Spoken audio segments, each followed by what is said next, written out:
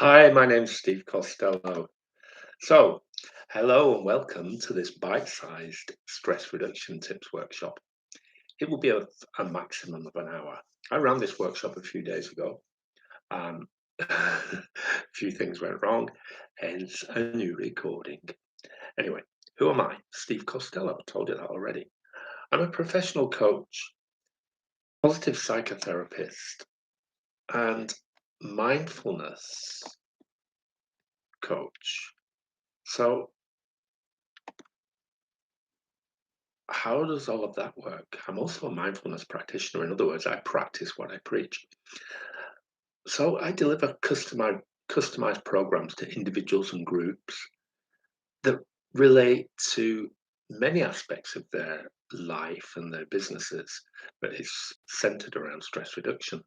So I'm about supporting groups and individuals in transforming obstacles into opportunities for growth. I've had a lot of questions about positive psychotherapy over the past 12 months or so. Some of them have been interesting. We've had some good debates.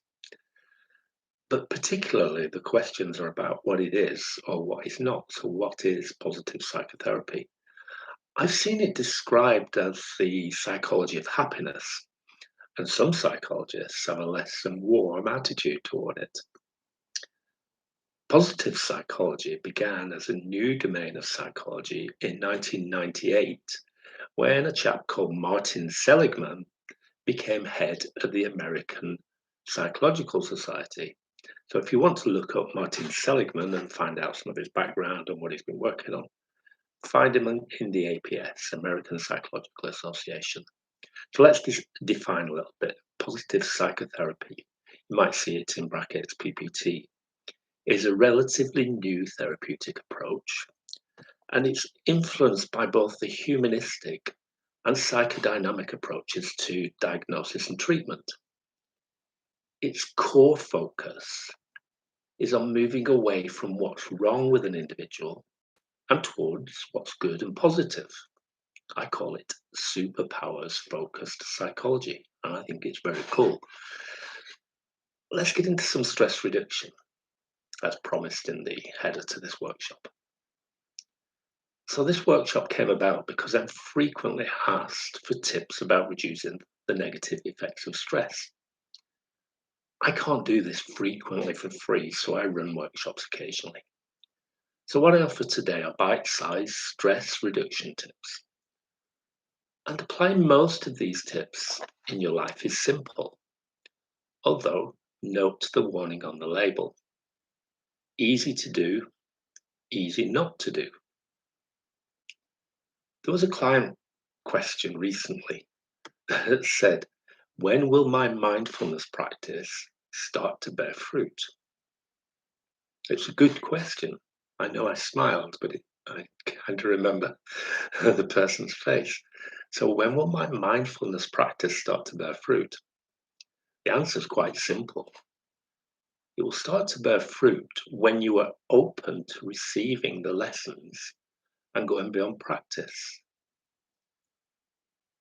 So, to receive the lessons, really take them on board and practice beyond just practicing, just 1 + 1 = 2. Practicing sums all day will teach you eventually how to do the sums. But with this mindfulness practice, you need to go beyond just practicing. You need to accept that it works. It's all evidence based. Everything I do is evidence based. So you know that there's some evidence in there, you know there's some theory in there, but you have to accept that into your own being and then practice, get on with it, and introduce it into your life. The bottom line is take what you practice and put it into your life every day. Then that's when you'll notice the fruit. A few of the exercises, particularly the final one that I'm going to introduce today, are a little complex and carry with them associated theory based exercises and explanations. So much of what I'm about to share relates to mindfulness, although in 1 hour, there's no way I will be able to explain how the various mindfulness concepts work. So if at the end of this workshop you find yourself wanting to know more about understanding and how to apply the benefits of mindfulness in your life, just leave a message and I will happily outline some ways forward. Okay, I'm just going to share a little bit of theory for a couple of moments. Don't worry, nothing dark and serious. So let's have a think about these things. Let's think about human reactions to stress. We have the subjective experience, so we're feeling tense, anxious, worried, harassed. The physical symptoms, human reactions to stress, remember, physical symptoms, raised blood pressure, tension headaches, upset stomach, and I'm sure you may be able to add a few to that list. It's only a brief list just to give you a flavour. And what are our responses? What are the human reactions, responses to stress? We often engage in unhealthy habits such as smoking, overeating, excessive alcohol consumption, nail biting. There's a lot of things that I'm sure you could add to that list. Our performance suffers, deterioration. Our performance suffers.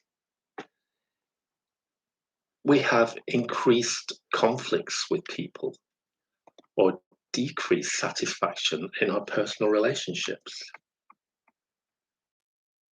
Or increased conflicts. That's quite serious, isn't it? So to reduce stress, here's the good news. RDA. Recognize initial signs of stress reaction. D. Develop stress management skills. Simple, right? A. Apply stress management skills in all aspects of life. RDA. Recognize, develop, apply. That's what I'm about. We'll do a little bit in this workshop, but if you need more detail, more depth, I'm your man. Oh, stress reduction approaches, what do we have? What's available? There are cognitive techniques, and we're going to work on one of those. The very last exercise today is a cognitive technique.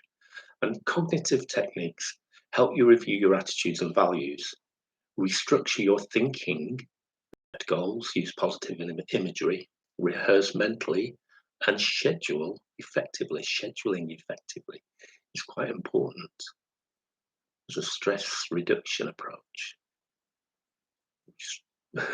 Sounds quite strange, doesn't it? We schedule managing stress. Okay, behavioral changes. And behavioral changes to manage interpersonal situations and distress. Learn to check your assumptions, share your expectations, be assertive, not aggressive. Exercise and eat and drink sensibly. And then we have relationship reviews to enable looking at past hurts, forgive, communicate feelings, listen, and reward the people in your life. And you are included in that. You are one of the people in your life. And this is why people suffer, because they leave out themselves from the equation. And that's never going to be a good thing, is it? Okay, so there are several crucial elements relating to mindfulness. And while I can't cover all of these here, it is worth spending a few minutes on a thing called judgment. Judgment. Having the awareness of when you're being judgmental and practicing non-judgment can change your life in many positive ways. Studies show that when you judge people and circumstances less, you can greatly improve the quality of your life and reduce stress, anxiety, and even stress-related illnesses. Remember what I said earlier, all of this is evidence-based. I can't share all the research here and now, we'll be here all day. So the challenge is that it's difficult not to judge, isn't it? And that's hardly surprising when you think about it. If we pause to consider the life influences that lead to judgments. Not to say that these are all wrong, of course. although there is a slightly sinister side. We need strange music now, but no musical effects promise. Think of your brain as a dual processor, and it's consisting of a logical conscious system and a non-conscious reflexive one. So the logical brain is intentional, voluntary, and within our awareness. It helps us to feel in control, although it does demand time and effort. On the other hand, okay, that's the other hand. On the other hand, the reflexive brain is involuntary. It's outside our awareness. It's irrational and reactionary. And it's typically recruited because it's fast and effortless. There's no need to think, all the information is stored up there somewhere. So it's fast, effortless. Decisions made quickly.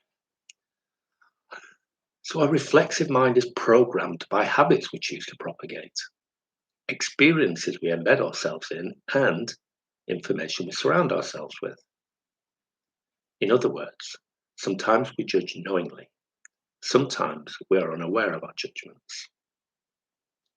But it's interesting, isn't it, that people form lasting impressions of others in milliseconds. Evaluators, students, parents judge teachers in less than a minute.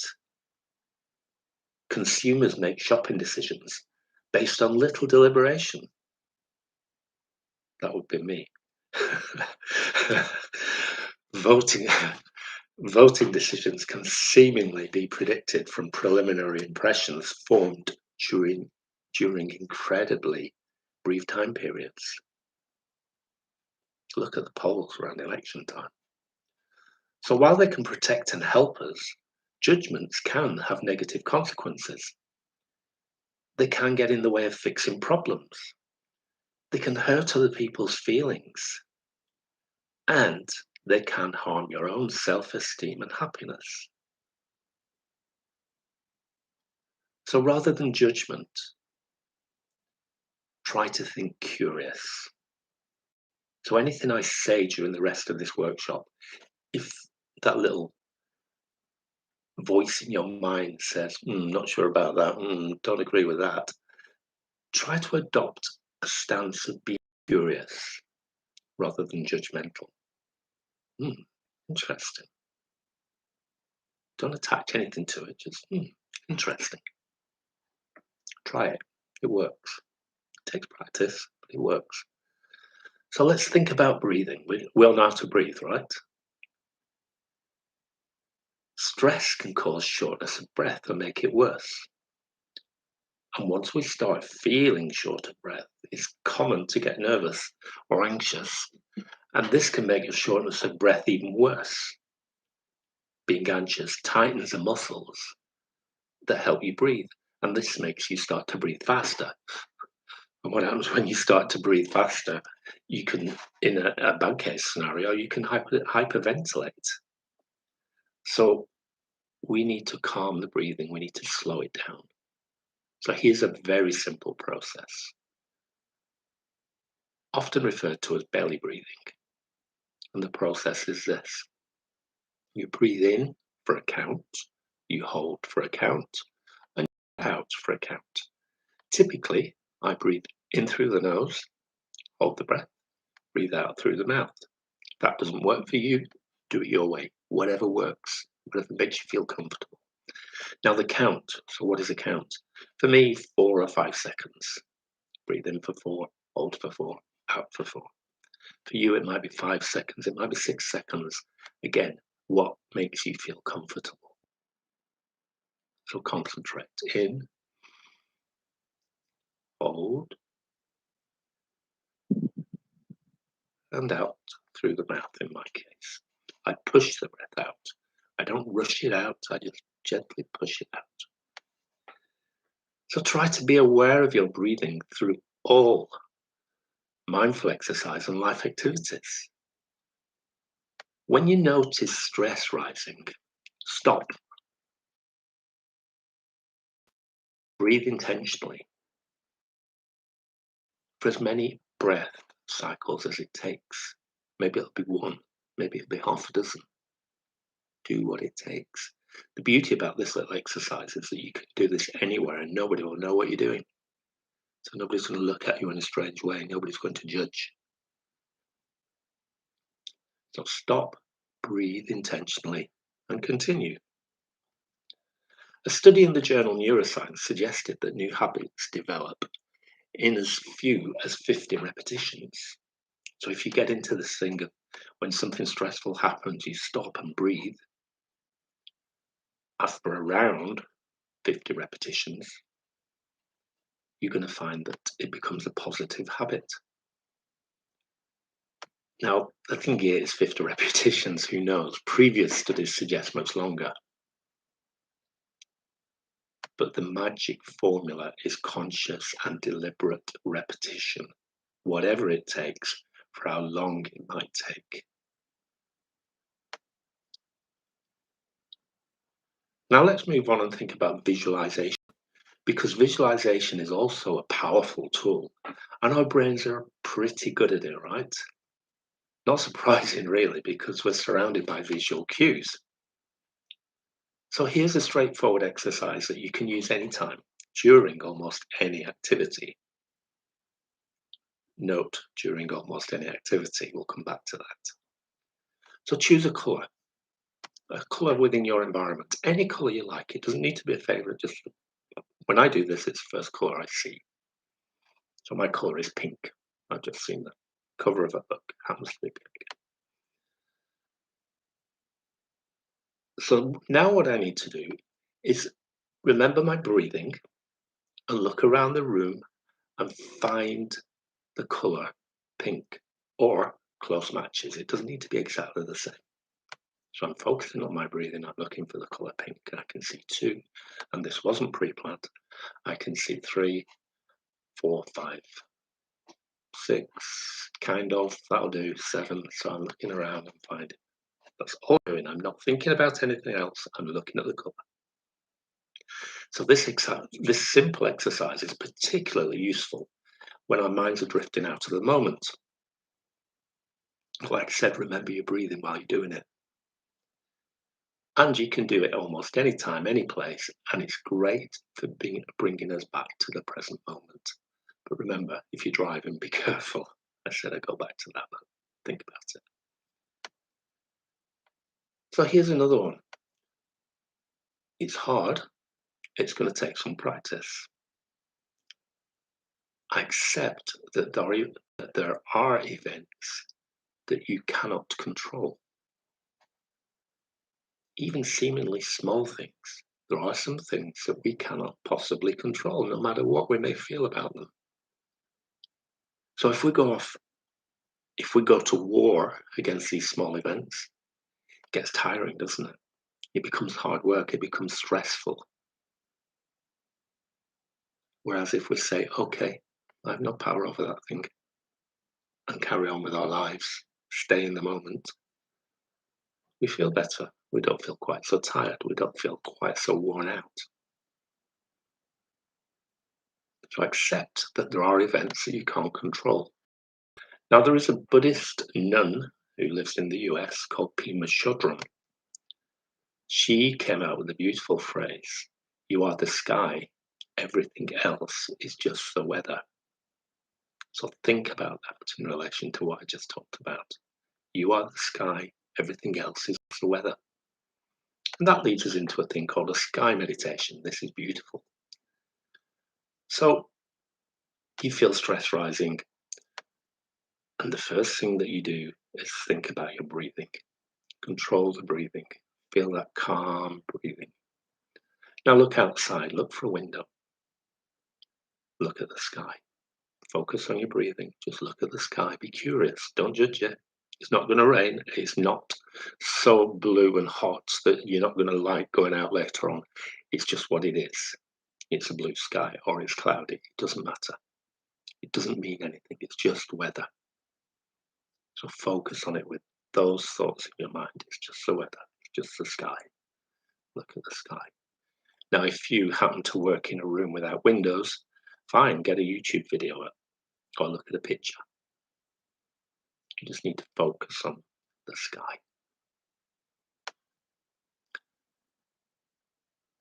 There's a lot of confusion between assertiveness and aggressiveness because assertiveness absolutely is not aggressiveness. So we need to be assertive instead of aggressive. We need to assert our feelings, opinions, or beliefs instead of becoming angry, defensive, or passive. Nobody, not everybody's going to agree with us. So what's the value in becoming angry, defensive, or passive? Is there any value? Some of these sound, as my American colleague would put it, and a lot of Americans use this phrase, like no-brainers. Don't rely on alcohol, drugs, smoking, or other compulsive behaviors to reduce stress. Why not? They don't work. The research has been done. They do not work. So there's no point relying on addictive or compulsive behaviors to reduce your stress. We need to eat healthy, well-balanced meals. It's not just about how much weight we put on our stomach. What goes into our body controls our body, looks after our body. Anybody who's involved in the food industry will talk about that. I have a friend who's a food scientist, and she frequently talks about how we need to look for a variety of food types to look after all aspects of our bodies, and that includes how we handle stress. It's amazing how much has been discovered about how the food we take in affects everything. So think about healthy, well-balanced meals. Get some advice if necessary. Every weekday and one day of the weekend, sometimes both, I ride my mountain bike. All right, go on, I'll say it. I'm a slightly crazy rider. I like to do dangerous. I like to do fast. It's what I've done for a long time, so it's okay. But I do that exercise minimum 5 or 6 times every single week. During the winter, I ski. Yesterday, I was skiing with my daughter. We skied for 6 hours. Some people might say, "Well, that's a bit, that's a bit excessive." It's whatever is good for you because we all need regular exercise. It helps us to manage stress. It helps your body to manage stress better when it's fit. So if you're unfit, it's going to be more difficult when you do become stressed to manage it. We need to get enough rest and sleep. Now that kind of sounds a bit stupid, doesn't it? Like it's one of those no-brainers, get enough rest and sleep. Yeah, okay. We need rest and sleep for a whole host of reasons, but we also emit some things out of our rest and sleep. For example, we watch computer screens and the blue light they give off until a minute before we fall asleep. And there's research to show that the blue light off screens is bad for us. It affects our circadian rhythm, our sleep patterns. So we need to think about not only getting enough rest and sleep, but the systems that we have around us to make sure we can have good rest and sleep. What do you eat at night? What do you drink at night? I remember as a kid, people used to say, "Don't eat cheese at night, you'll have bad dreams." Well, it doesn't seem to bother me, but it may do. It may affect other things I don't know. Um, but think about it. Your body needs time to recover from stressful events. So rest and sleep are crucial. Journaling is a great way to process feelings. I have two journals. I have a work journal and a kind of personal stroke family journal. I like to separate them in that way. It's not necessary, but it works for me. So process your feelings. Think about what's going on in your life. What happened today? How did I feel about it? Don't make any judgments. Keep it fact. Journal of fact. Okay, if you want to go off and explore some thoughts, Make sure you make a note. I do it. I make a note, thought exploration. So I'm trying not to judge. I'm trying to be curious. Journal to process your feelings. Keep a positive attitude. Simple, right? Easy. Yeah, right. Okay, we all know that there are things that create triggers that make us feel less than positive. So look for ways to keep a positive attitude. For some people, mantras work. I am positive today. I feel great today. Those are two very simple, straightforward mantras. There are lots of positive ways to keep a positive attitude. I cover a lot of these in my in-depth workshops and programs. So learn and practice relaxation techniques. Mindful meditation, we've touched on a little bit today. We've done the sky meditation, for example, looking for colors. They're mindful meditations. We're staying in the moment, focused only on what we're doing in that moment. We're not thinking past or future. We're only thinking now. There are much more comprehensive mindfulness meditation programs. Some people like yoga. I do some yoga a little bit.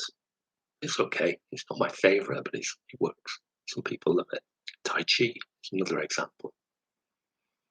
So practice relaxation techniques.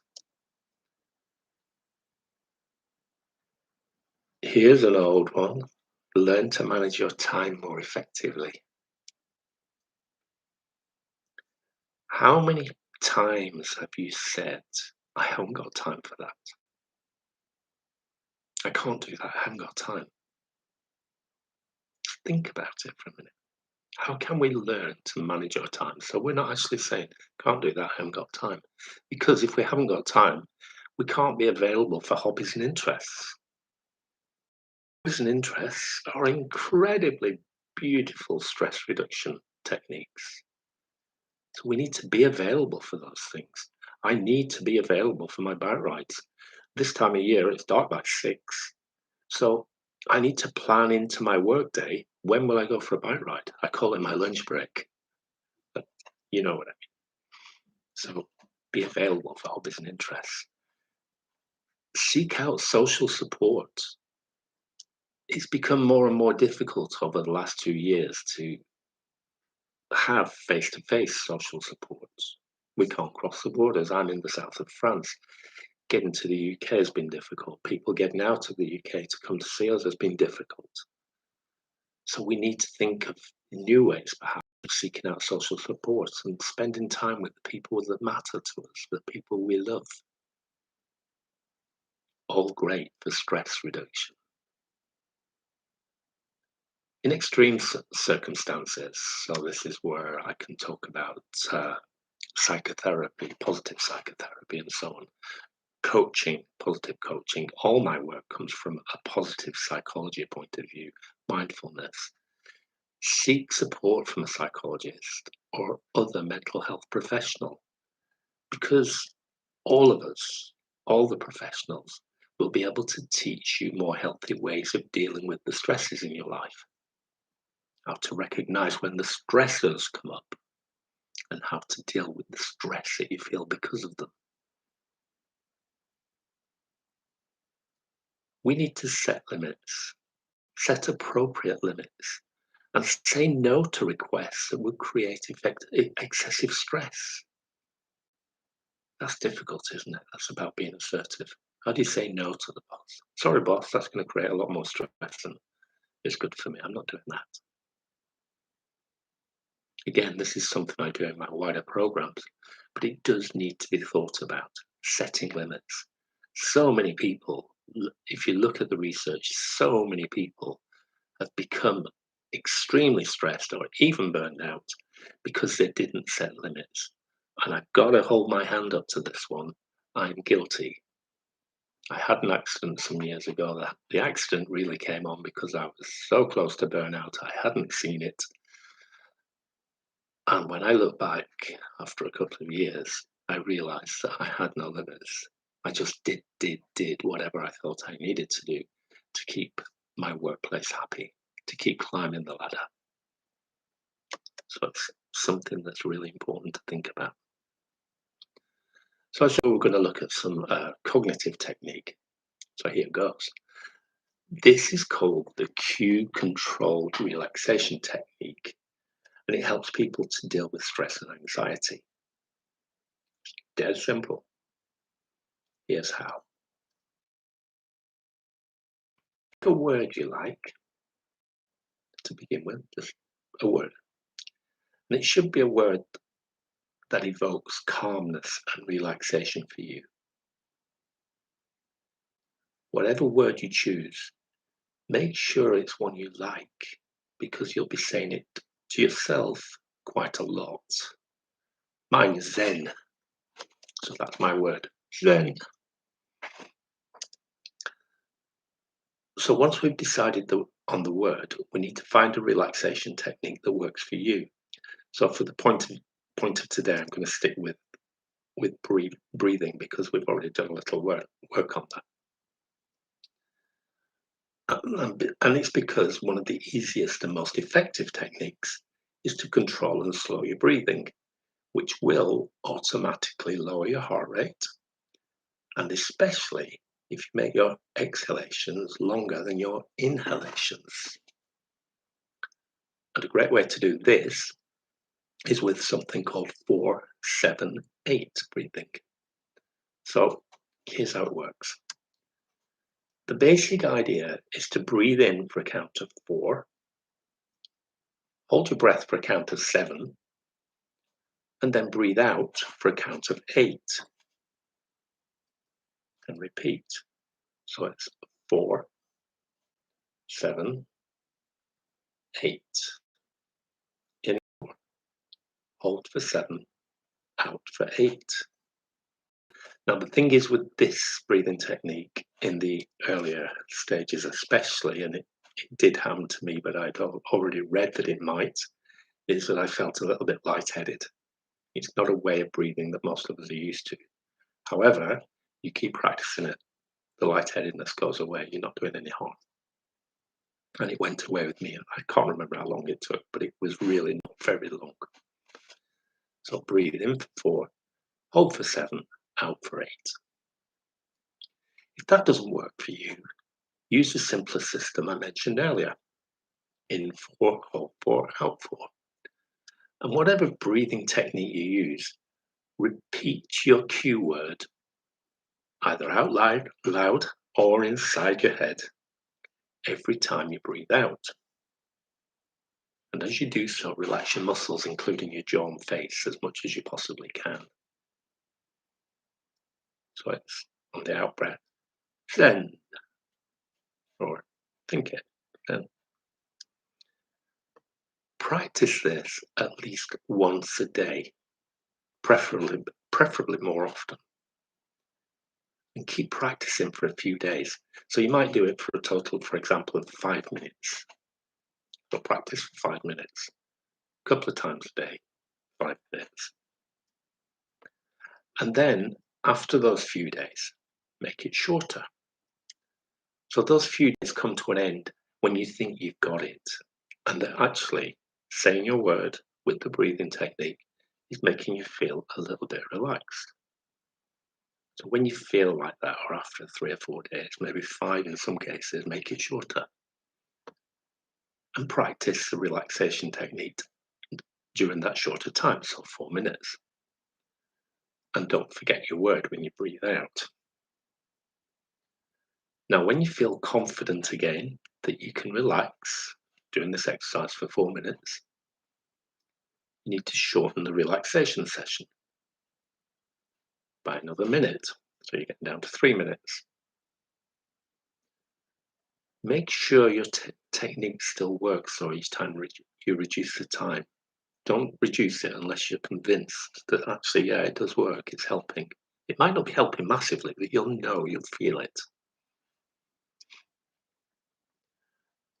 So eventually, what we're getting down to is obviously 1 minute. So when you get down to 1 minute, you could practice again for a couple of days at 50 seconds, 40 seconds, 30 seconds, Or you could go 1 minute down to 30 seconds. It's up to you. It's whatever works for you, what feels right. But we've got to check each time we reduce the time that it's still working. Don't forget you're saying your word on the out breath. And what we want to do is keep it going until we've got it down to your single word paired with a single breath. So in other words, Zen, Zen. So in other words, if something stressful happens, I can stop, breathe, Zen, and say my word. Feel good because I've been practicing. Remember, repetition is good for us. Doesn't matter how many repetitions it takes, but it's good for us because it forms positive habits. New neurons in our brains form. And once we've got those up and running, it's a lot easier. So by the end of the process, simply repeating your word, either out loud or to yourself, should be enough to reduce your anxiety, fight stress, and help you with things like butterflies, interviews, worries. And I'm sure you could add a lot of other things that would be useful to you. So that's a cognitive technique. It's a cognitive technique that I know that works through research, evidence base, and through my own practice.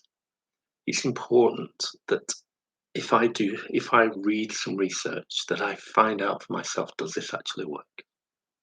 Because really the last thing I want to do is talk to my clients about something that doesn't work for me. If it doesn't work for me, I'm not going to pass it on to somebody else. Okay. Remember, if you've got some questions, you can leave a comment or you can contact me by email or Facebook or LinkedIn. I wish you a wonderful day. I hope this has helped, and it would be good to connect again soon. Okay, take care.